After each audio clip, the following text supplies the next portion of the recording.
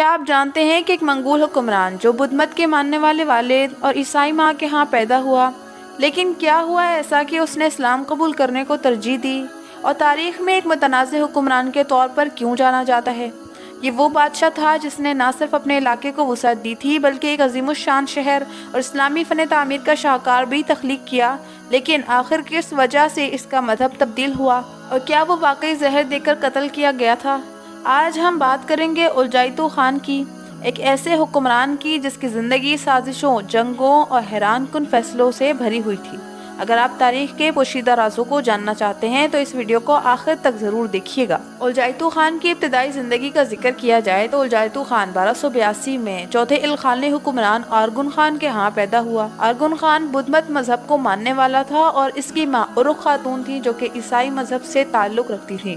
اولجائتو خان کو بچپن میں کچھ نام دیے گئے جس میں اولجائبوکا، متمودار اور ہربندہ یعنی گدھے چلانے والا شامل ہے۔ 1295 میں اپنے بڑے بھائی غزن خان کے اسلام قبول کرنے کے بعد یہ اتنا متاثر ہوا کہ اس نے بھی اسلام قبول کرنے کو ترجیح دی اور اپنا نام محمد خدا بندہ یعنی عبداللہ اختیار کیا۔ 1291 میں ارغن خان کی وفات ہوئی جس کے بعد ارغن خان کے بھائی گہاتو خان کو تخت نشین کیا گیا، لیکن گہاتو خان کے قتل کے بعد افراتفری کا ماحول کشیدگی اختیار کر گیا اور ارغن خان کے بڑے بیٹے غزن خان نے 1295 میں ذمہ داری کے ساتھ تخت سنبھال لیا اور اولجائتو کو خراسان صوبے کی انتظامیہ اور دفاع کی ذمہ داریاں سونپی گئیں۔ غزن خان کے متعلق میں نے اپنی ویڈیو میں بتایا تھا کہ ان کے اسلام قبول کرنے اور مسلمان ہونے کے باوجود انہوں نے مملوکوں سے اپنی دشمنی جاری رکھی تھی۔ تو غزن خان جہاں مملوکوں کے خلاف جنگوں میں مصروف تھا، وہیں اولجائتو نے خراسان کا دفاع چغتائیوں کے خلاف بڑی بہادری سے کیا اور اس کامیابی نے غزن خان کو بہت خوش کیا۔ غزن خان کی اولاد نہ ہونے کی وجہ سے غزن خان نے اولجائتو کو اپنا جانشین بنایا اور اپنی علالت کے دنوں میں سرکاری فرمان بھی جاری کیا کہ میرے بعد اولجائتو کو میرا جانشین بنایا جائے۔ پھر 1304 میں غزن خان کا جب انتقال ہوا تو اولجائتو کو تخت نشین کیا گیا۔ اولجائتو خراسان سے اوجان آیا اور الخانلی تخت پر بیٹھا۔ جب اولجائتو تخت پر بیٹھا تو غزن خان کی کامیاب پالیسیوں کے باوجود بھی الخانلی سلطنت اہم بیرونی مسائل کا سامنا کر رہی تھی۔ 1303 میں اپنی وفات سے قبل غزن خان نے مملوکوں کے خلاف تاریخی شکست کے بعد جنگ جاری رکھنے کا ارادہ کیا تھا۔ اگر غزن خان کی تفصیلات آپ جاننا چاہتے ہیں تو میری غزن خان پر بنائی گئی ویڈیو کو دیکھ سکتے ہیں۔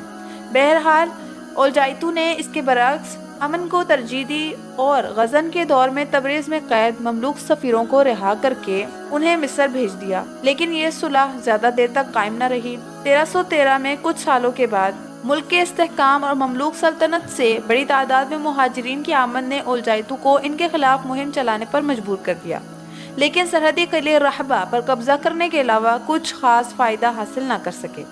اسی دوران مشرق میں خراسان پر قبضے کے تنازع کی وجہ سے چغتائی خان کبک کے حملے کا سامنا کرنا پڑا، جس کے جواب میں اولجائتو خان نے بڑی فوج اور مضبوط فوج کے ساتھ خراسان کا رخ کیا اور کبک کو بخارا تک پیچھے دھکیل دیا۔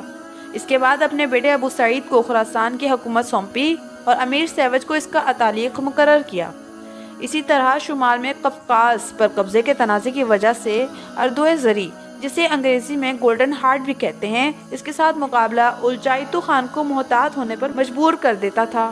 اولجائتو خان کے سفارتی تعلقات کی بات کی جائے تو مشرق میں منگول بڑے خان، مغرب میں پوپ اور عیسائی دنیا کے ساتھ سفارتی تعلقات بڑے اچھے طریقے سے قائم رکھے گئے۔ یورپی حکمران اپنی خوش فہمی میں مبتلا تھے کہ اولجائتو جو ہے وہ عیسائی مذہب کو قبول کرے گا اور ان کی مقدس زمین کو فتح کروائے گا، لیکن خوش قسمتی کے ساتھ ایسا کچھ بھی نہیں ہوا۔ اولجائتو کو اندرونی مسائل سے بھی نمٹنا پڑا۔ غزن خان کے دور میں ہرات میں مضبوطی سے قائم کرت خاندان نے مرکز سے تعلقات کمزور کر دیے تھے، جس کی وجہ سے شہر کو امیر دانشمند بہادر نے محاصرے میں لے لیا، تاہم مطلوبہ کامیابی حاصل کرنا آسان نہیں تھا۔ اناطولیہ کی سلجوقی سلطنت، جس کا خاتمہ 1315 میں سلطان مسعود کی موت کے ساتھ ہوا، اس کے بعد پیدا ہونے والی بغاوتوں کو امیر چوبان کی کوششوں سے مشکل سے دبایا گیا۔ امیر چوبان وہ تھے جسے اولجائتو خان کی حکومت کی فوجی ذمہ داریاں سونپی گئی تھیں۔ اولجائتو نے اناطولیہ میں سلطنتوں کے خلاف بازنطینیوں کا ساتھ دیا اور بازنطینی سلطنت کے حاکم اندرونیکوس دوئم کی بیٹی ماریا سے شادی کا قدم اٹھایا، جنہیں ڈیسپینا خاتون بھی کہا جاتا ہے۔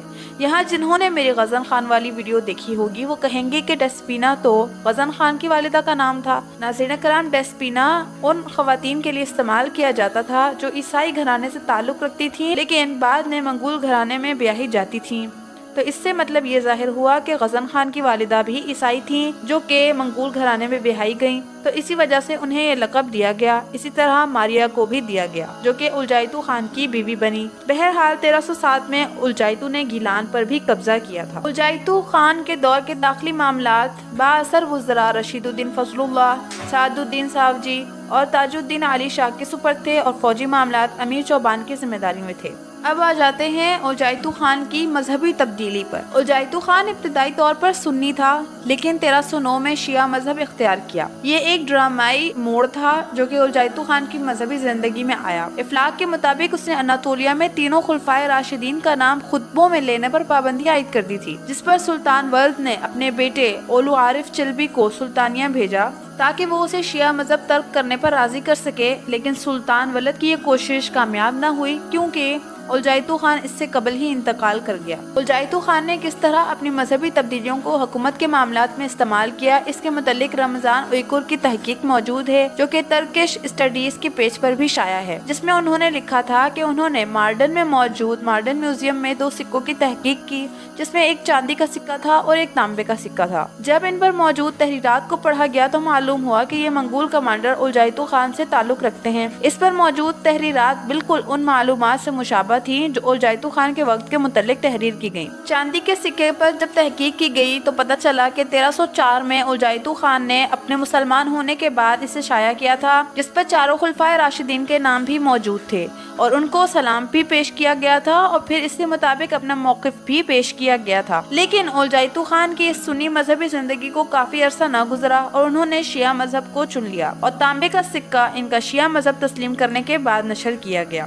سکے کے اوپر علی ولی اللہ لکھوایا اور نہ صرف یہ کیا بلکہ اذان میں بھی اضافہ کروایا، حی علی الخیر العمل، اور سکے پر خلفائے راشدین کے نام کے بجائے 12 شیعہ اماموں کے نام لکھوائے۔ کچھ کے مطابق اذان میں یہ اضافہ کیا گیا کہ اشہد ان علی ولی اللہ۔ الجائتو خان یہاں نہ رکا، وہ چاہتا تھا کہ لوگ اس کی حکومت کے دباؤ میں آ کر شیعہ مذہب کو تسلیم کریں، لیکن لوگ سنی مذہب سے تعلق رکھتے تھے اور حکومت کے خلاف کافی مزاحمت بھی کی۔ شیراز اور بغداد میں پیش آنے والے واقعات نے شدید مزاحمت کا اظہار کیا۔ الجائتو خان ایران کے جغرافیہ اور ٹپوگرافی میں بہت دلچسپی رکھتا تھا، تو الجائتو خان نے اس کی سڑکوں کی پیمائش کروائی اور فاصلے کے پتھر بھی نصب کروائے۔ مراغہ کی رصدگاہ میں ان کی سرپرستی میں کامیاب تحقیقات بھی ہوئیں۔ الخانی سلطنت کا دارالخلافت سلطانیہ تھا، لیکن اس کے علاوہ ایک اور دارالخلافہ بھی تعمیر کرنے کے لیے بیستو پہاڑ کے دامن میں سلطان آباد چمچال نامی شہر تعمیر کروایا گیا۔ 1310 میں ایرزرم میں یاقوتیہ مدرسہ بھی ان کے نام سے تعمیر کروایا گیا۔ اصفہان کی جامع مسجد کو وسیع کیا گیا اور مغربی ایوان میں ایک بڑا محراب شامل کیا گیا۔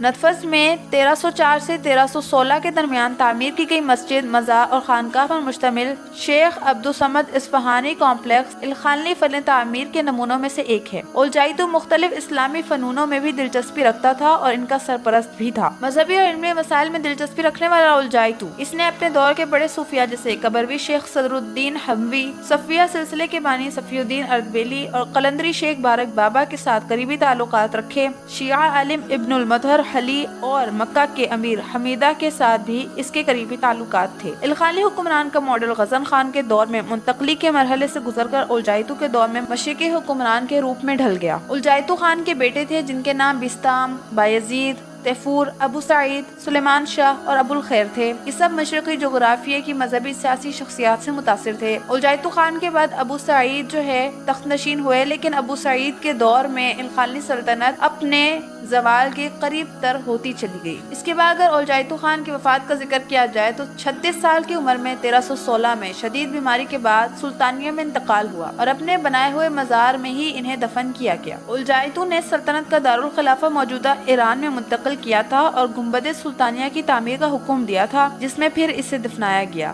یہ 1312 میں مکمل ہوا تھا اور تاج محل کا پیش خیمہ بھی مانا جاتا ہے۔ بڑے گنبد، پیچیدہ ٹائل ورک اور جدید ساختہ ڈیزائن کے لیے مشہور ہے۔ لیکن بعض روایات کے مطابق الجائتو خان کو زہر دیا گیا تھا جو اس کے بیٹے ابو سعید بہادر کے دور میں پکڑا گیا کہ ان کے وزیر اور مورخ رشید الدین فضل اللہ نے ان کو زہر دے کر مارا تھا، جس کی سزا میں انہیں گرفتار اور قتل کیا گیا۔ رشید الدین فضل اللہ ہمدانی نے غزن خان کی درخواست پر اپنی کتاب جامع تواریخ لکھنا شروع کی تھی، لیکن غزن خان کی وفات کے بعد اسے الجائتو کے نام معنون کرنا چاہا تو الجائتو نے اسے قبول نہیں کیا اور کہا یہ کتاب غزن خان کے نام ہی رہے، جبکہ اس کے لیے ایک اور تاریخی کتاب لکھی جائے۔ اس پر رشید الدین نے جامع تواریخ کی دوسری جلد الجائتو خان کے نام سے لکھی۔ رشید الدین کی سلطان الجائتو خان کے ساتھ مذہبی اور فکری گفتگو پر مبنی کتاب کتاب السلطانیہ اور الجائتو سے متعلق بیان الحقائق نامی کتابیں موجود ہیں۔ عبداللہ بن علی کاشانی نے بھی الجائتو کے دور پر مبنی کتاب لکھی ہے جس کا نام تاریخ الجائتو ہے۔ اگر آپ کو میری ویڈیو پسند آئی ہو تو لائک، شیئر اور سبسکرائب ضرور کیجیے گا، یہ میرے لیے ایک اپریسیشن ہوتی ہے۔ کافی محنت سے بنائی گئی ویڈیو ہے، آپ کا ایک لائک اور سبسکرائب میری ہمت میں اضافہ کرے گا۔ السلام علیکم ورحمۃ اللہ وبرکاتہ۔